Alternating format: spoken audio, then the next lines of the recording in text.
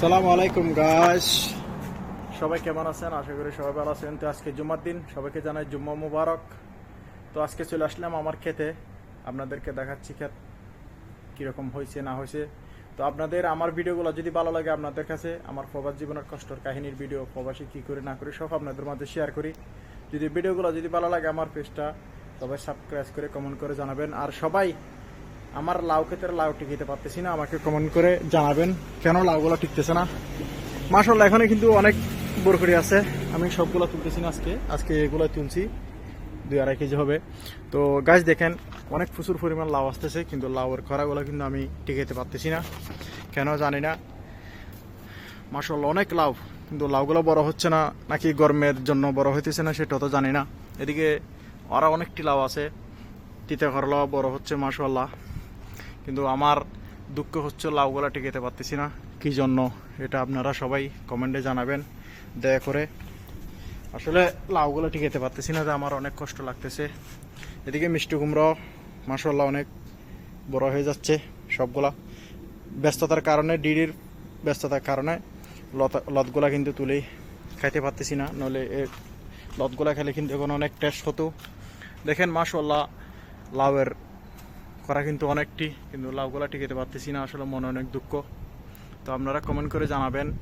এদিকে আমার বরকড়ি খেতে কিন্তু এখনও প্রচুর পরিমাণ বরকড়ি আছে, এগুলা ইনশাল্লাহ কালকে নইলে পরশু তুলব, আজকে সবগুলো তুললে খাবার লোক নাই এগুলো। এদিকে মিষ্টি কুমড়াগুলো দেখেন অনেক সুন্দরভাবে মিষ্টি কুমড়াগুলা হচ্ছে।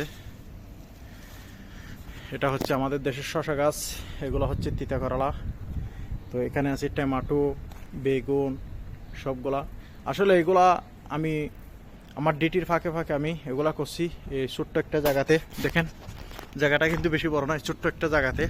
আমার কফিলের ঘরের বাহিরে অল্প একটু জায়গা ছিল, আমি আমার কফিলকে বলে এগুলা, তারপরে জায়গাটা আমি নেওয়ার পরে ক্ষেত খোলা করলাম। তো এদিকে আবার নতুনভাবে লাউ আরেকটা লুকি দিলাম, লাউ ছাড়া এদিকে আরও 2-3টা হইতেছে।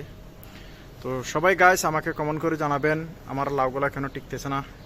আসলে নাকি পানি কম, পানি কিন্তু আমি প্রত্যেক দিন দিতেছি, মনে হয় এখনও গরম বেশি দিনের বেলায়, সেজন্য টিকতেছে না। তো এটা হচ্ছে প্রবাস, এগুলো হচ্ছে সব আরবিদের ঘর। এটা হচ্ছে আমার কফিলের ঘর, এটা পুরো স্কোয়ার, এটা হচ্ছে আমার কফিলের ঘর। ওই দিকটা পর্যন্ত এটা পুরো কাতারি আরবিদের ঘর। এখান থেকে শুরু আমার কফিলের ঘর, ওই লাস্ট মাথা বিল্ডিং যেটা দেখা যাচ্ছে সেটা। তো গাইস আমি আবারও বলতেছি, ভিডিওগুলো যদি ভালো লাগে আমার পেজটা সবাই সাবস্ক্রাইব করবেন। সব রকমের ভিডিও আমি আপলোড করি, আপনাদের যদি ভালো লাগে পেজটা সাবস্ক্রাইব করবেন। আর কমেন্ট করে কিন্তু আপনারা জানাবেন দয়া করে আমার লাউগুলো কেন টিকতেছে না, আপনারা কমেন্ট করে আমাকে জানাবেন। আমি ইনশাল্লাহ নিত্য নতুন আপনাদের মাঝে ভিডিও শেয়ার করব।